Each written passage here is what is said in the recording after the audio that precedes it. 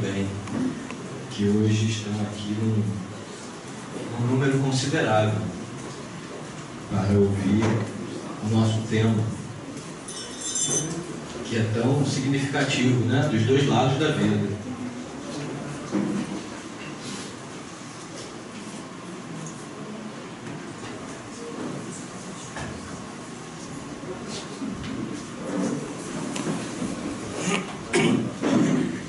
E aí, Cris, está me chamando? Beleza.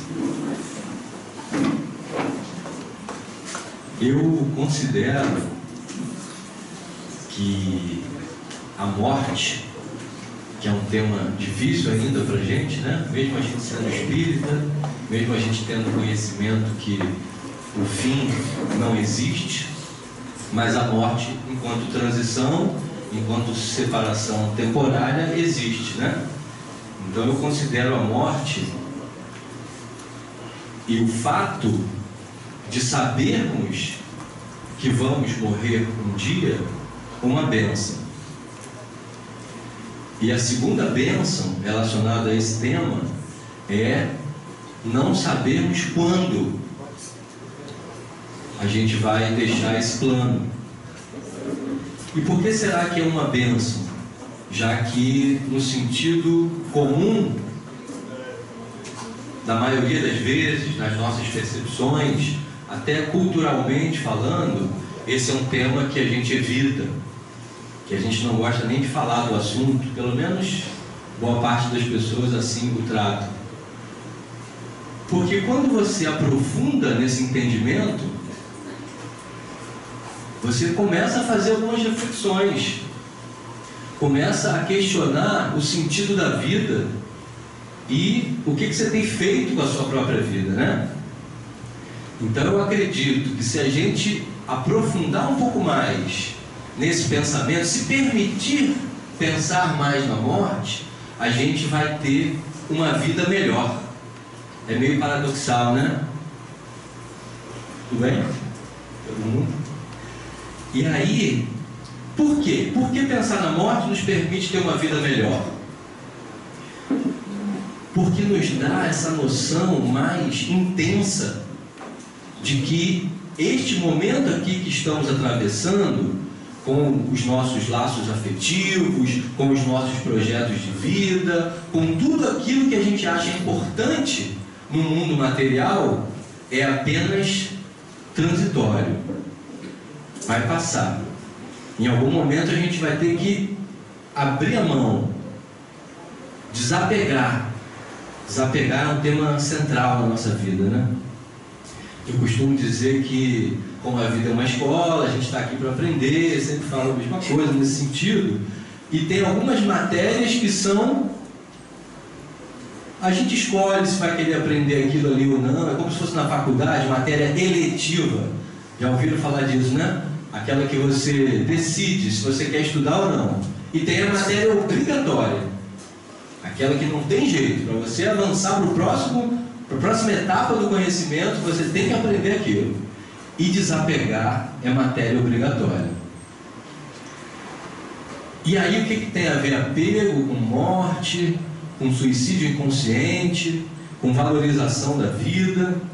A gente que está na doutrina espírita há algum tempo conhece o caso mais emblemático, né, desse tema, suicídio inconsciente, que na grande parte das vezes o próprio termo já é autoexplicativo, mas vamos dar uma definição, né? É bom a gente também pegar um pouquinho dessa parte teórica. O que vem a ser suicídio inconsciente? Já que a gente está no mês de setembro, setembro amarelo, talvez todos já tenham ouvido falar, né? Que esse é um mês onde a gente está mundialmente se reunindo em torno desse tema, no intuito de fazer um trabalho de prevenção e valorização da vida. Por isso que esse mês, na Casa Espírita, a gente vai falar desse tema e suas variáveis. Mas então, voltando um pouquinho, o que é suicídio inconsciente? Alguém poderia me ajudar? Porque eu gosto de participar, né? Vocês já repararam isso. A alimentação ruim é uma forma de você trabalhar no suicídio inconsciente. Álcool, cigarro e tudo aquilo que nos prejudica, tudo aquilo que agride a nossa saúde física. Mas será que é só a saúde física que a gente pode agredir? Também agredimos a saúde espiritual, a saúde emocional. Então, uma pessoa que é muito colérica, uma pessoa que se enerva com facilidade, perde a paciência fácil, ela também está contribuindo negativamente para a sua autodestruição. Mas, voltando um pouquinho na minha pergunta original, que eu acho que eu perguntei errado, porque a resposta ainda não era essa, apesar de ter tudo a ver com o nosso tema. O que significa, o que leva, quais são os fatores que determinam que a pessoa está se autodestruindo, se suicidando? Aí vieram essas falas. Mas na verdade o que eu queria perguntar, eu assumo a responsabilidade pela pergunta mal feita, era a definição de suicídio inconsciente. Aí vamos por esse caminho agora. Quem pode me ajudar? Suicídio inconsciente é 3 pontinhos. Pode ser com as suas palavras, sem ter essa ideia de certo e errado. A gente está aqui numa troca, né? Um desenvolvimento. Quem vai falar? São maus hábitos. Maus hábitos. Fazem mal ao espírito e ao corpo. Fazem mal ao espírito e ao corpo. Está bem quente. Está bem quente essa definição. Só está faltando um finalzinho para caracterizar suicídio. Como? Maus hábitos que vão dilapidando a energia vital e que tem como consequência a morte. Agora a definição ficou completa. Viu? Quando a gente faz junto fica bem mais legal, né? Há uma sinergia de pensamentos. Então, quando a pessoa cultiva maus hábitos, sejam físicos ou emocionais, isso vai dilapidando a sua energia vital até que você pode, inclusive, acelerar o seu processo de partida para o mundo espiritual. E não sei se vocês sabem, quando a gente está lá no período entre vidas, que na doutrina espírita a gente chama de erraticidade, esse período, você faz um projeto reencarnatório. Quando você tem essa condição, algumas reencarnações são compulsórias, você nem faz projeto nenhum, mas não vamos entrar nesse tema agora. A maioria das pessoas que já tem um certo grau de esclarecimento espiritual, antes de reencarnar, tem um projeto. O tipo de lugar que você vai nascer, a família que você vai ter, o período que você vai viver nessa terra, segundo o seu projeto. E aí digamos que a pessoa tem um projeto reencarnatório para viver 80 anos. Se ela fizer tudo direitinho, se ela cuidar do corpo, se ela cuidar da mente, das emoções, e aí ela se descuida ostensivamente. Vamos dar um exemplo assim um pouquinho mais radical. Uma pessoa que fuma, que bebe, que tem maus hábitos emocionais, que não liga para a saúde de jeito nenhum, e aí ela desencarna com 50 anos. Essa pessoa é considerada uma suicida? Ela quis se matar? Por isso é inconsciente. Ela não tem a intenção de acabar com a própria vida. E, contraditório, muitas dessas pessoas que chegam do outro lado como suicidas, inconscientes, gostavam muito de viver, queriam viver a beça, mas por ignorância, por falta de conhecimento, ou às vezes por negligência, ela foi por esse caminho de autoextermínio inconsciente. E aí a gente sabe quem é o ícone, né, dentro da doutrina espírita, dentro desse tema, que é o André Luiz. No seu livro Nosso Lar, ele tem um relato aqui que é muito interessante. Todo mundo já leu Nosso Lar, se não leu vale a pena, mas eu vou ler um pedacinho. Não costumo ler não, mas eu acho importante a gente começar a nossa reflexão a partir disso. Ele ficou... Vocês sabem quantos anos o André Luiz ficou no umbral? 8 anos. 8 anos no umbral, caramba! E aí eu já ouvi essa pergunta várias vezes. Ele era tão ruim assim para ter merecido passar 8 anos no umbral? Vamos fazer umas considerações sobre isso. E depois desses 8 anos sofrendo sofrimentos assim atrozes, De vez em quando ele ainda era severamente acusado pelos espíritos lá que estavam na ignorância junto com ele, e ele era chamado de suicida. Ele não entendia aquilo, parecia que ele estava sendo xingado, mas o grau de tormento era tão grande que ele nem conseguia refletir tanto sobre isso ou mesmo se defender. Porém, esses 8 anos se passaram, ele num profundo momento de interiorização, motivado pela dor, ele faz uma prece sentida, profunda, como se no âmago dele surgisse uma rogativa ao Criador da vida, e nessa hora ele entra numa frequência adequada para receber ajuda. E ele vai lá, recebe a ajuda do Clarencio e da comitiva, que já estava pronta para recolhê-lo. E aí ele é levado para um nosso lar, que é uma colônia, né, de recuperação, onde a gente passa um período se refazendo e aprendendo novas coisas, né, antes de voltar aqui para o nosso projeto reencarnatório. E aí, quando ele estava no hospital, ele, já sabendo a condição dele de desencarnado, mas querendo mais detalhes, sentindo falta da família, inclusive, até que, já arrumadinho, já limpinho, já cuidado, entra pela porta lá do hospital aquele que o socorreu, o Clarencio, o enfermeiro estava lá também cuidando dele, o Líceres, e acompanhado do médico, Dr. Henrique de Luna. E aí o doutor cumprimenta ele amigavelmente, tal, faz os exames e faz o seguinte comentário: é de lamentar que tenha vindo pelo suicídio. E ele, ainda nas emoções típicas, né, que o caracterizavam, enquanto o Clarencio permanecia sereno, isso é a fala do André Luiz, senti singular assomo de revolta que me borbulhava no íntimo. Suicídio? Recordei as acusações dos seres perversos das sombras. Não obstante o cabedal de gratidão que eu começava a acumular, não calei a incriminação. Ele disse que já estava assim, até se sentindo muito grato, mas ele não podia levar essa ofensa para casa, né? Ou esse engano. E aí ele retaliou: creio que haja algum engano, asseverei melindrado. Meu regresso do mundo não teve essa causa. Lutei mais de 40 dias na casa de saúde, tentando vencer a morte. Sofri 2 operações graves, devido à oclusão intestinal. Aí o médico: sim, esclareceu o médico, demonstrando a mesma serenidade superior. Mas a oclusão intestinal teve seu início em causas profundas. Talvez o amigo não tenha ponderado bastante. Essa fala é bem central dentro do nosso tema de hoje, essa que eu vou ler agora. O organismo espiritual apresenta em si mesmo a história completa das ações praticadas no mundo.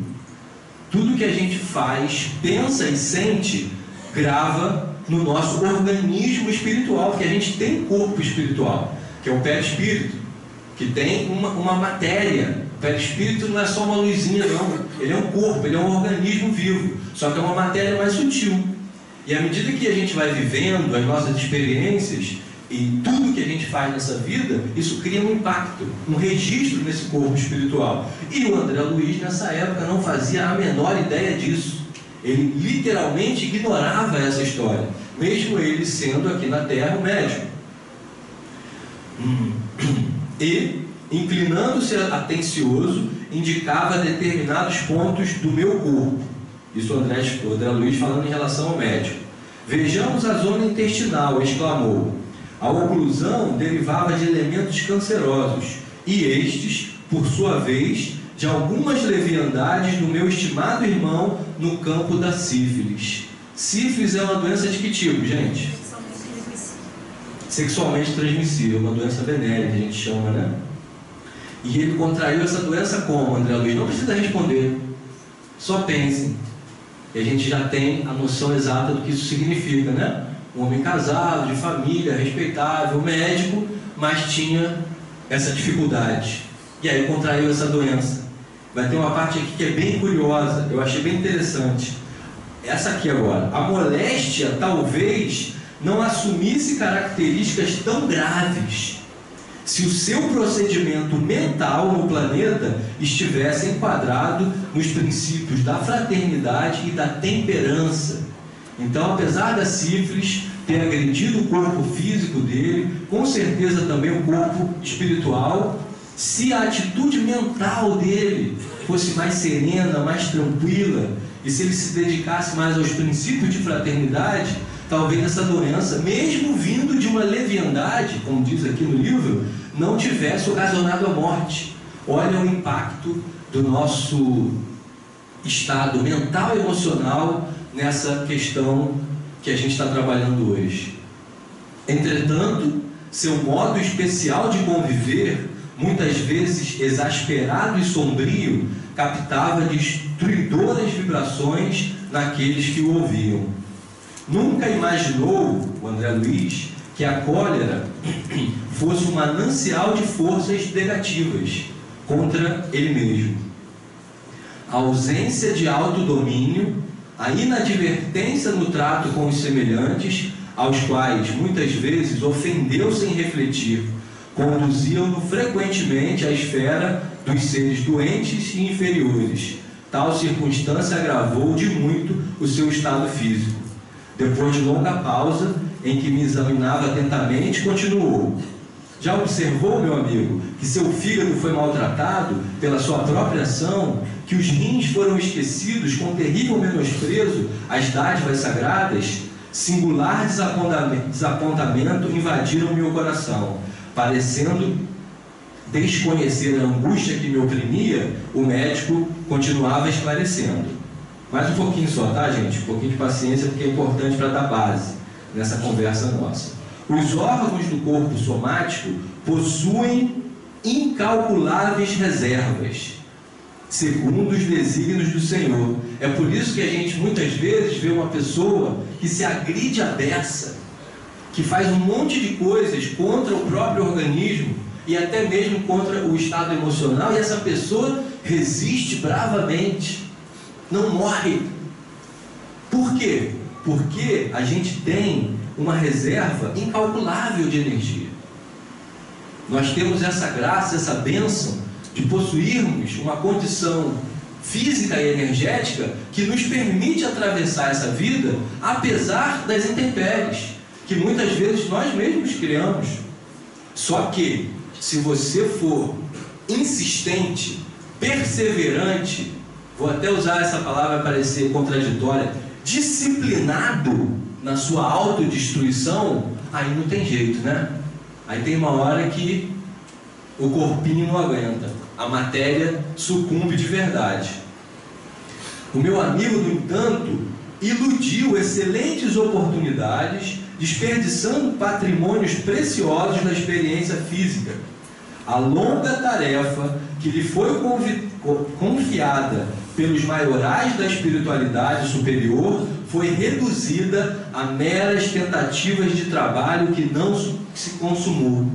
Então André Luiz veio a este plano com tarefas nobres que lhe foram confiadas pelo plano superior, e ele chegou aqui na densidade da matéria, esqueceu, não cumpriu suas tarefas e até se desviou bastante do caminho. Eu vou parar de ler aqui um pouquinho, talvez eu continue depois, vamos ver. E aí, só fazendo aquele link: nossa, o André Luiz, ele era uma pessoa tão... não era uma pessoa tão ruim, ele não era marginal, ele não maltratava as pessoas assim de forma assintosa, ele era exasperado, ele tinha um temperamento assim meio vaidoso, estava um pouquinho distante do pensamento da caridade, mesmo sendo médico, fumava, bebia, frequentava lugares duvidosos. Então, vale essa nossa reflexão aqui. Quando uma criança de 5 anos faz uma arte, né? Comete ali uma traquinagem, não estou lembrando uma palavra mais moderna, vou usar essa mesma, traquinagem, ela vai ser passível de uma repreensão, né? Uma criancinha pequenininha, né? Quando faz uma coisa errada, o que a gente faz? É apenas uma criança, e a gente tem toda a paciência, a tranquilidade para lidar com o erro da criança. Agora, se é um pré-adolescente que faz uma coisa assim bem descabida, que responde o pai assim de uma maneira muito deseducada, assim, sabe, eu estou falando um exemplo onde não há motivo mesmo. Um jovem, né, que faz uma coisa que simboliza, que representa um comportamento bastante negativo. Estou trazendo assim um exemplo exato, mas tudo bem, vocês entenderam o que eu estou querendo dizer, né? E aí, esse jovem que tem esse comportamento bastante negativo, a gente vai ter a mesma atitude que a gente tem com a criancinha? Por que não? Porque ele já tem consciência, porque ele já entende, porque ele já tem um outro grau de percepção da vida. E se é assim, você espera muito mais dele, não é assim? E assim acontece conosco ao longo do nosso processo, da nossa jornada evolutiva. Aqueles a quem muito foi dado, muito será cobrado. E será que a gente recebeu muito? Será que o fato da gente ser espírita, de estar tendo essa oportunidade de conhecer através da doutrina espírita a vida espiritual e as consequências dos nossos atos, será que isso nos dá um grau de responsabilidade a mais? Certamente, meus amigos, certamente.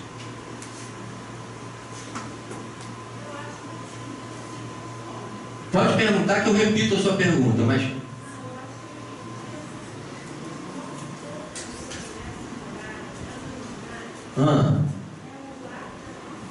Sim.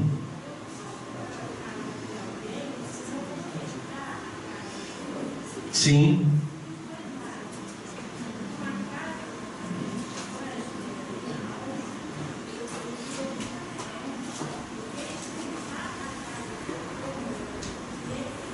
Sim.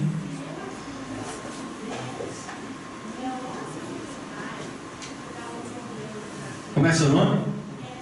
Kathleen.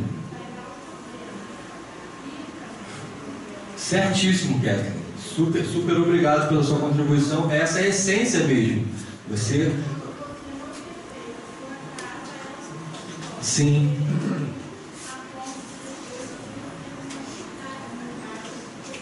Eu vou repetir o seu exemplo aqui para as pessoas ouvirem, né? As pessoas que estão lá fora, inclusive. A Kathleen fez um paralelo, ela fez uma metáfora, que o nosso corpo físico é como se fosse a casa, ou o templo do espírito. E aí, quando você não cuida da sua casa, começa a gerar algum problema. Aí dá uma infiltraçãozinha aqui, um problema colar e uma falha no piso. E se você continuar não cuidando, esses problemas vão se avolumando até que a casa vire um caos e fique tudo numa grande bagunça. Na questão do corpo é um pouquinho mais profundo e mais grave, porque não fica só bagunçado, né? Isso leva à morte. Poxa, mas a gente é espírita e sabe que morte não existe, a gente só vai passar para outro plano. Mas quem aqui em sã consciência quer acelerar esse processo? Levante a mão aí quem quer acelerar esse processo da passagem para outro plano, né? É estranho perguntar isso até, né? Mas o normal, o mais comum, principalmente para quem está num momento equilibrado da vida, é claro que o tema suicídio, que não é o inconsciente, realmente ele está dentro dessa história. Pessoas que querem passar para o outro lado porque estão sofrendo muito, porque estão numa condição de grande desespero. Aí sim, existe essa questão, essa condição. Mas nós aqui, a maioria das pessoas que desencarnam por suicídio inconsciente, não tem a menor vontade de acelerar o seu processo. E por que acelera? Será que a gente é igual a criança, que não tem ainda a noção clara do que a gente está fazendo? A verdade, gente, é que a gente é. Na grande maioria das vezes, dos casos, a nossa visão, a nossa compreensão, ela não é tão ampla ao ponto da gente identificar aquilo que está sendo um obstáculo na nossa vida, uma autoagressão, vamos chamar assim, e se empenhar profundamente na transformação daquilo. E aí vamos apertar a tecla SAP e falar assim no português claro. Quando a pessoa que já tem essa consciência que a gente está falando aqui, da responsabilidade com o nosso templo do Espírito, e continua fazendo uma manutenção de hábitos nocivos, o que é isso, meu Deus? Como é que a gente pode chamar isso? De ignorância, de irresponsabilidade? Eu não gosto de julgamentos. Eu procuro fazer esse exercício até como um exercício da minha própria evolução, para evitar essa armadilha, essa engrenagem que é do ego, que é de julgar o outro. Tá vendo lá? Fulano é espírita, mas ainda faz isso tudo de errado. Parece que não está sabendo nada. Então, quando morrer, vai para o umbral. Tá vendo? Ainda está de ombro assim e fica naquela postura acusadora. Mal essa pessoa sabe que essa postura acusadora talvez seja pior do que aquele mau hábito que ele está acusando lá no seu colega, no seu irmão. Então, a título de compreensão do ser humano, porque a minha paixão existencial é para compreender o ser humano, né? Eu trabalho com isso, eu vivo isso, o motivo de eu estar aqui nesse plano tem a ver com isso, com essa história de compreender o ser humano. É óbvio que eu tenho que compreender a mim mesmo se eu quero compreender o ser humano. Então eu fui nessa busca. Por que as pessoas que já sabem da doutrina espírita, que sabem dessas consequências, quando você trabalha na autodestruição, continuam se autodestruindo? Porque a consciência é um processo que amadurece gradativamente. Eu já falei isso aqui numa outra palestra. A gente pode ter ciência de uma coisa, eu tenho ciência de que isso não me faz bem, mas a minha consciência, ela não está expandida o suficiente. Quando é que eu sei que a consciência está expandida o suficiente? Tem uma prova dos nove infalível. Quando você muda. Se você ainda não mudou, é porque a sua consciência... Não, mas eu sei. Eu falei que não julgo, estou fazendo esse trabalho, eu vou citar o exemplo de um amigão meu, mas sem julgamento. A gente conversa, ele traz as questões dele, não é meu cliente, é meu amigo, então a gente bate um papo de igual para igual. E ele cai nas mesmas reclamações, nos mesmos problemas, nas mesmas dificuldades. E aí eu vou lá devagarzinho mostrando para ele a responsabilidade que ele tem nisso, porque nós somos responsáveis, né, pelo que nos acontece. E aí sabe o que ele me fala? Eu já sei tudo isso, Anderson. Vocês devem passar por isso algumas vezes, né? Você fala, você aconselha, você quer que a pessoa tenha uma mudança, porque ela mesma diz que quer. E aí ela diz que já sabe tudo isso. Aí eu respiro bem fundo, porque eu sou humano ainda. Aí vem uma vontade até de julgar. Aí eu falo, amigo, então segue o jogo, vamos em frente, vamos mudar de assunto, vamos falar de outra coisa. Porque eu já falei para ele, eu já expliquei, nem essa atitude de que eu sei e você não sabe. Mas vamos trocar ideia. Se eu não sei alguma coisa, uma pessoa me explica, eu fico feliz com isso.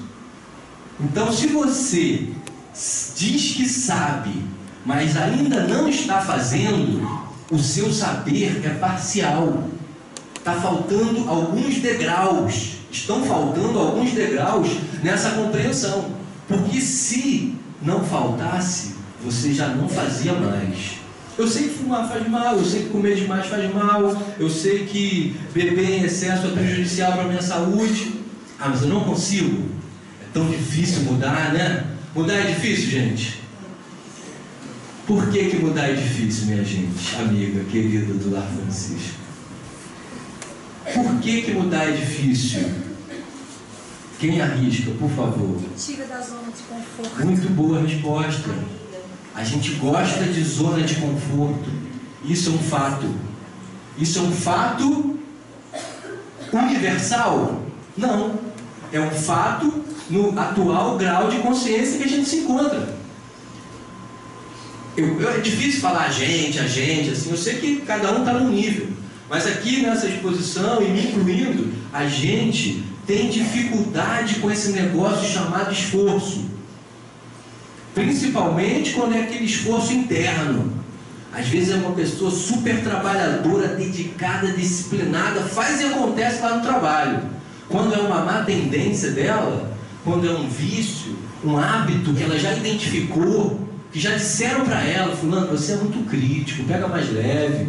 Você chega em casa, você vira uma pessoa ranzinza, critica os filhos, não sabe ter uma palavra de elogio, não sabe ter um momento de calma. Aí a pessoa sabe disso, faz até uma reflexão, diz para ela mesma que vai mudar e não muda. Por que isso? Porque mudar é difícil? Porque precisa muito esforço e a gente não é chegado tanto a esforço? Aqui no Livro dos Espíritos tem uma fala, caiu o matinho. Vou deixar aqui do ladinho, que eu achei muito interessante sobre essa questão da mudança e do esforço. Às vezes os espíritos aqui, né, quando eles nos instruem, eles não pegam muito leve não. Então não é minha fala isso aqui, tá, gente? É a fala do espírito que estava atendendo Kardec lá nas perguntas.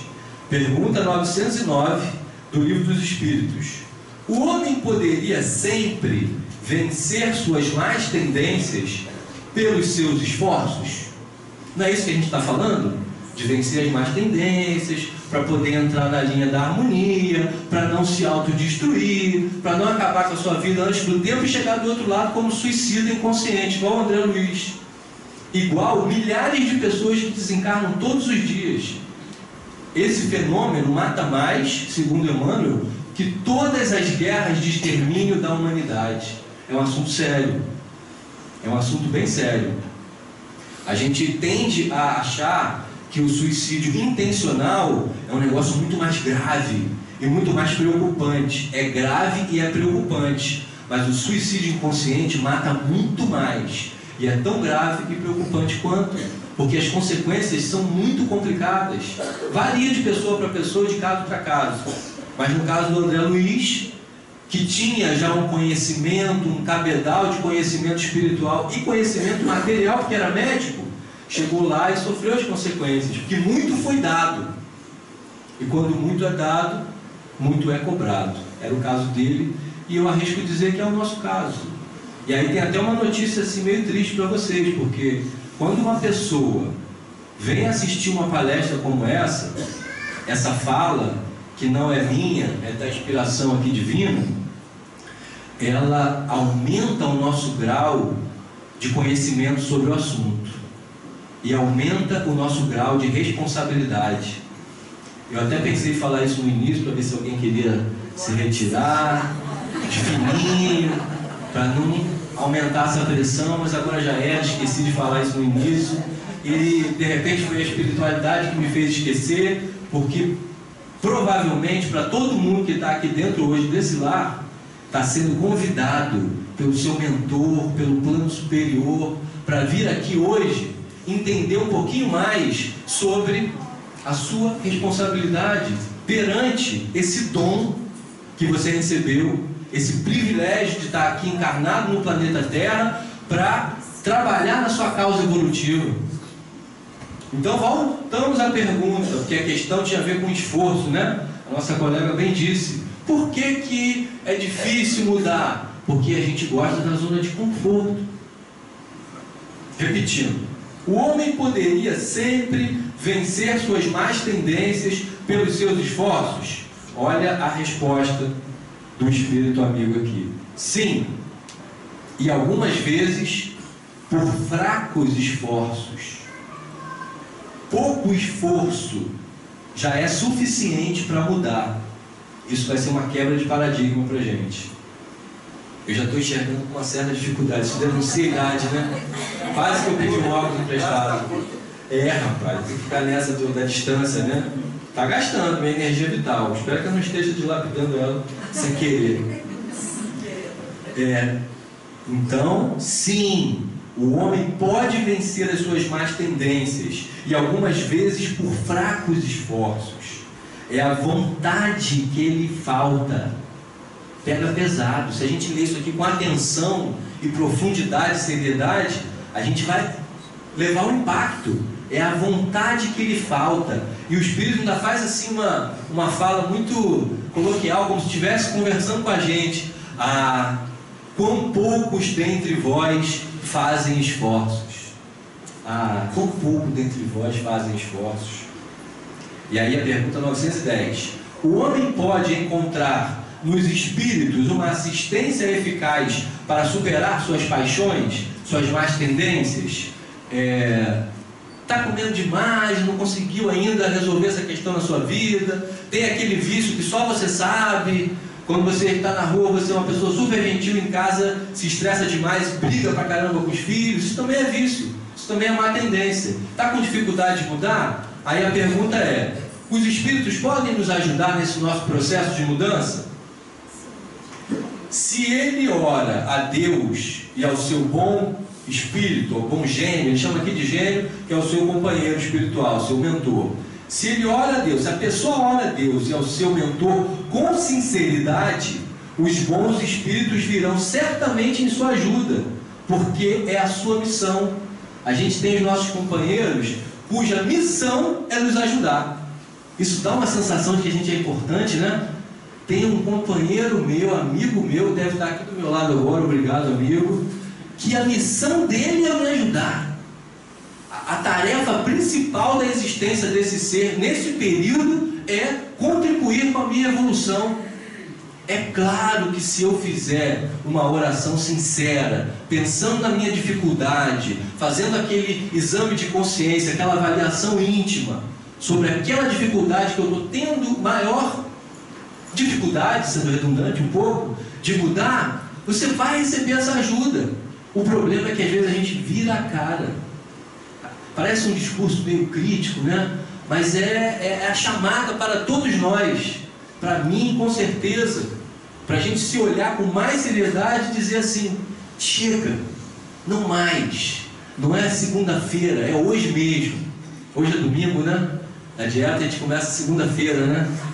Aquela que começa e aí no meio da semana já tem um tropecinho. Ai, estou estressado, aconteceu isso nessa semana comigo. Aí vem aquela frase emblemática que acaba com qualquer dieta: eu mereço um agradinho, né? Eu vou me dar esse agradinho aqui porque eu mereço, porque a semana foi muito pesada. Então, no fundo você está dizendo, então, você merece continuar preso a um paradigma que provavelmente está te destruindo. É isso que você está dizendo. Ao invés de se reinventar, de pedir ajuda, de procurar o caminho que vai fazer você largar esse homem velho aí das tuas costas, para você viver mais livre, mais sereno, mais leve e, consequentemente, mais feliz. Então, se você pode, e está aqui dizendo claramente, contar com a ajuda do plano superior, não abra mão dessa ajuda. É um recurso fantástico. Além das energias inesgotáveis que nós próprios temos, de inteligência, de vontade, de perseverança, a gente pode contar com o plano superior nesse nosso processo de mudança. E aqui só mais uma perguntinha. Não há paixões, que ele quer dizer com paixões, más tendências. Não há mais tendências tão vivas e irresistíveis que a vontade não tenha poder para superá-las? Então, vamos aqui recapitular essa pergunta que é super importante. Ele está perguntando assim, o Kardec: não tem certas dificuldades, más tendências, que são realmente muito difíceis? Por isso que a gente não consegue mudar? Ele está insistindo na pergunta, porque o Espírito ali em cima disse: é mais falta de vontade. Se você acionar a sua vontade e tomar uma decisão firme, você é capaz. E não me venha, agora essa parte é comigo, mas na brincadeira, tá, gente? Não me venha com esse mimimi de que você não consegue mudar. Você consegue. Você é um ser dotado de inteligência e de capacidade. E ainda tem um plano espiritual para te ajudar. O não consigo é uma farsa. É uma farsa do ego, que nos mantém aprisionados num ciclo de ilusões. Não sou eu que estou dizendo, é a fala aqui. Então Kardec pergunta para ver se tem, em alguma situação, uma dificuldade extra, que realmente faz ser difícil o processo de mudança. A resposta. Há muitas pessoas que dizem: eu quero, mas a vontade não está senão nos lábios. elas querem, mas estão bem contentes que assim não seja. São falas profundas e duras. Elas dizem que querem, mas no fundo elas estão contentes em manter essa zona de conforto. Enquanto a gente não assumir isso para a gente mesmo, é mais difícil de mudar. Porque aí você se escolhe do não consigo e fica por isso mesmo. É difícil demais para mim. É mais forte do que eu. Não tem essa fala? Quando se crê não poder vencer suas paixões, é que o espírito dela se compraz, se agrada, em consequência da sua inferioridade. Aquele que as procura superar, compreende na sua natureza espiritual. As vitórias são sempre para ele um triunfo do espírito sobre a matéria. Eu acho que vale explicar um pouquinho. Primeiro ele diz que, no fundo, a gente ainda tem um grau de inconsciência, de inferioridade, de maturidade espiritual, que faz com que a gente se satisfaça na zona de conforto. A gente gosta daquilo. E para a gente mudar qualquer coisa na vida, a gente precisa se assumir. Realmente eu ainda tenho essa dificuldade. Eu gosto, mas eu já sei que é errado. Isso é um conflito, né? É um conflito de interesses, mas esse finalzinho aqui é espetacular. Para essa pessoa que está engajada no processo de mudança, é para ele um triunfo do espírito sobre a matéria. Por que eu acho isso tão importante? Porque é como se tivesse dado um clique no espírito, no seu processo evolutivo. Caramba, a evolução espiritual é mais importante do que a matéria, do que seu organismo, do que seus desejos primitivos.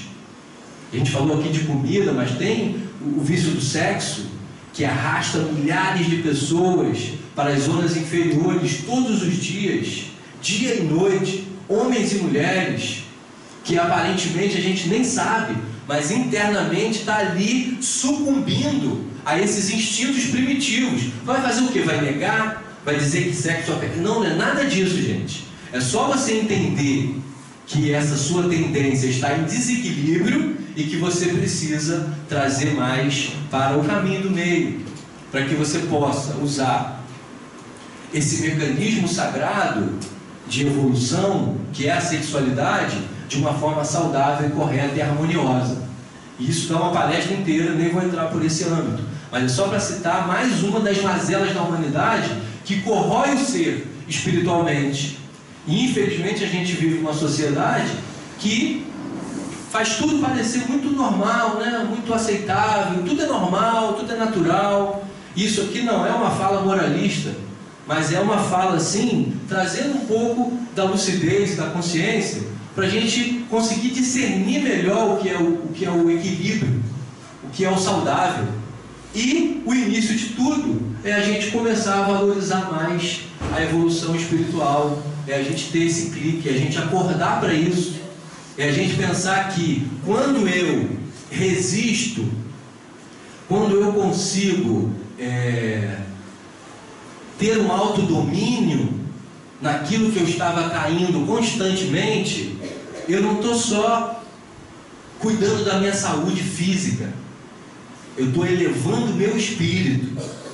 Vou entrar num assunto aqui talvez engraçado, talvez delicado, mas eu não estou mexendo assim com nenhuma religião. Mas na Igreja Católica, por exemplo, existe o período da Quaresma, né? E na Quaresma tem uma espécie de um hábito que você abre mão de alguma coisa, não é assim? Sim.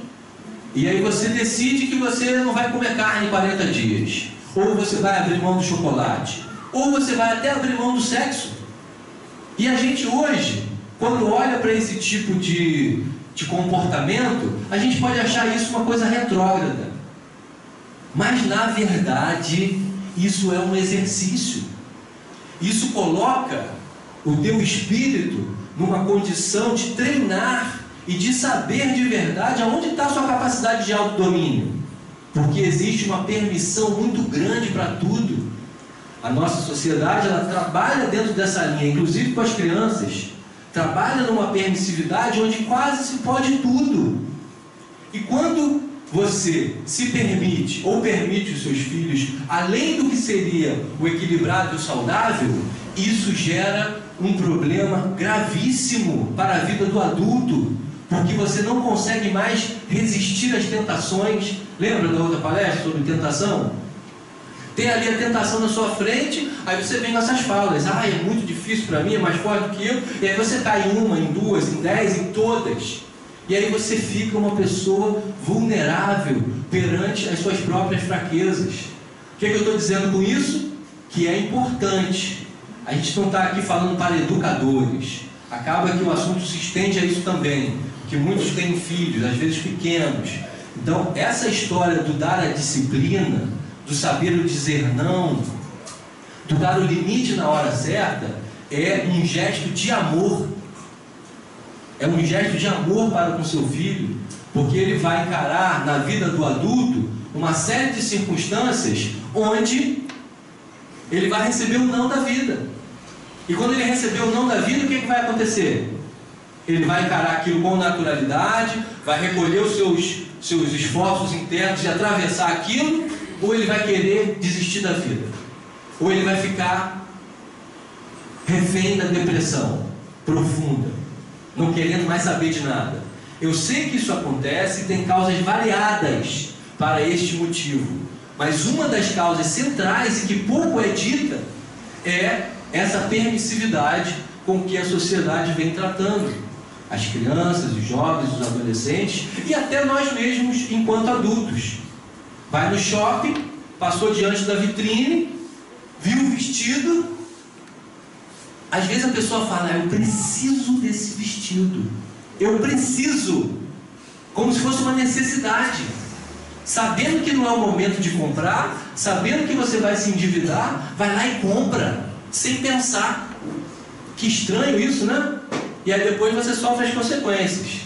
Mas isso também está dentro do suicídio inconsciente? Não necessariamente, mas de ver esse exemplo agora, e eu resolvi compartilhar, porque a gente entrou nessa parte das tentações, que tem a ver com o autocontrole, que tem a ver com essa atitude íntima de você querer superar suas más tendências. Porque eu fiquei pensando em casa, eu sempre penso assim quando eu vou fazer uma exposição: qual é a mensagem central? Porque é da mensagem central que a gente constrói a nossa conversa, a nossa argumentação, as pesquisas. Qual é a mensagem central aqui? A mensagem central é que nós já temos uma maturidade consciencial, espiritual. Muitas vezes ainda não estamos nos comportando de forma coerente, porque estamos sucumbindo nas nossas más tendências, e a gente pode fazer alguma coisa a respeito. A mensagem central é essa, dessa nossa conversa hoje. É a gente entender que fazer essa coisa a respeito é aumentar o nosso nível de autodomínio, de autocontrole em relação às nossas tendências instintivas e primitivas. Eu sei que todos aqui têm tendências que não são legais. Uns mais, uns menos, uns mais graves, outros menos graves, mas a gente ainda está nesse planeta e a gente não santificou ainda. Obviamente que eu estou me incluindo nisso e faço essa avaliação constante para perceber que tendências são essas, para elevar o meu nível de autodomínio, de autoconhecimento e empreender essa missão de me transformar. Porque é assim que você está trabalhando de verdade na sua felicidade. Então a mensagem central é essa: a gente está cada vez mais nessa caminhada do espírito para entender que a gente pode sim se autotransformar mediante uma compreensão e um esforço. É Lívia ou Lilian? Lívia. Lívia, posso falar rapidinho sobre você? A Lívia, ela emagreceu. Vocês sabem que ela emagreceu? Vocês repararam? Quantos quilos você emagreceu, Lívia? 35 quilos. Você fez cirurgia bariátrica? Muito bem. Você fez algum esforço nesse processo? Muito esforço. porque tinha uma tendência de querer ficar naquela zona de conforto lá, não tinha? Com certeza. E aí uma hora você percebeu, o que você percebeu? Que a saúde estava indo embora, né? Que a saúde estava indo embora, de De verdade. verdade. Um caso vivo, aqui na nossa frente, de uma pessoa que percebeu, vindo aqui filmar sempre, sabendo que muito do que estava sendo dito era para ela também, como é para mim, como é para todos, mas fez valer o conhecimento. Isso é lindo, né? Quando o conhecimento entra, passa por essa parte aqui que a gente chama de cerebral e ele assenta no coração. Que quando o conhecimento, tem um mestre indiano que diz que a distância maior a ser percorrida é entre aqui e aqui, entre a mente e o coração. Mas quando o conhecimento adentra o ser, aí a transformação ocorre, como aconteceu com a Lívia, de uma forma muito poderosa, muito bacana. Eu particularmente, eu nunca tinha dito isso, eu fico assim muito orgulhoso, feliz, quando eu vejo uma pessoa se transformar. Quando eu vejo uma pessoa pegar as rédeas da própria vida, seja no assunto físico, mas nunca é só um assunto físico. Tem muito do emocional, tem muito da vontade, tem muito do fazer o seu espírito ir para um próximo patamar. Então, parabéns, Lívia, por ser esse exemplo para a gente. Eu sei que outras pessoas aqui já tiveram seus desafios e alcançaram mudanças e vão continuar alcançando. Hoje, eu acredito que a espiritualidade nos reuniu para dar mais esse alerta, para dar mais essa força, para instigar a gente com mais amor, com mais consciência, para a gente continuar nesse movimento de se autoavaliar e de se autotransformar. E aí quero encerrar, apesar de eu ter dito que o tema central é essa questão do autodomínio, que leva à autotransformação. Para isso acontecer sem efeitos colaterais, para isso acontecer de uma maneira positiva e saudável, a gente precisa fazer isso com autoamor. Porque se você começa a trabalhar na ideia, pô, eu assisti a palestra, o Anderson falou, não pode ser nem esperar para amanhã, vai ser hoje, a partir de agora chega, agora vai. Aí a pessoa se enche daquele entusiasmo e começa a empreender uma ação maciça de autotransformação. E, por questões várias, pela nossa própria dinâmica emocional, chega ali na frente, a gente derrapa, tropeça, e aí faz o quê? Se abandona? Ah, isso não é para mim não. A Lívia conseguiu porque ela é muito evoluída, ela assiste muita palestra, vai no centro sempre, ela já está em outro grau. A gente usa esses argumentos.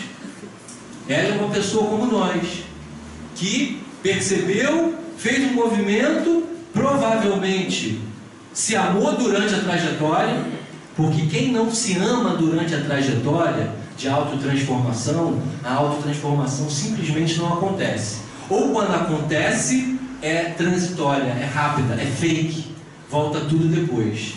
Por isso, eu queria deixar nesse final de uma palestra que é assim um pouco pesada, né? Um pouco difícil, a gente toca o dedo nessa feridinha mesmo, de que a gente ainda está nesse nível que precisa acordar um pouco mais o nosso espírito para se engajar na evolução. Mas depois disso tudo, não é só para amenizar não, é porque é fundamental esse processo do auto-amor.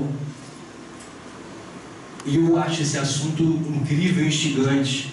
E se eu fosse assim, pegar só a essência da essência, eu até escrevi um livro, vou falar aqui em primeiro plano para vocês, não lançou ainda, mas ele se chama A Essência da Autoestima. Porque eu valorizo muito essa ideia do amor próprio e eu vejo no meu dia a dia que é um dos maiores entraves da humanidade.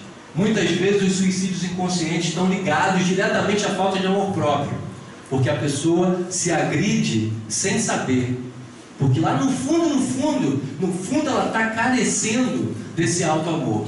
Por isso que eu faço questão aqui nesse momento de deixar essa palavra final, de que todo o processo de mudança, por mais que você note que necessita de uma intensidade para mudar, ela precisa ir junto com essa capacidade de se auto-amar. E como faz isso, Anderson?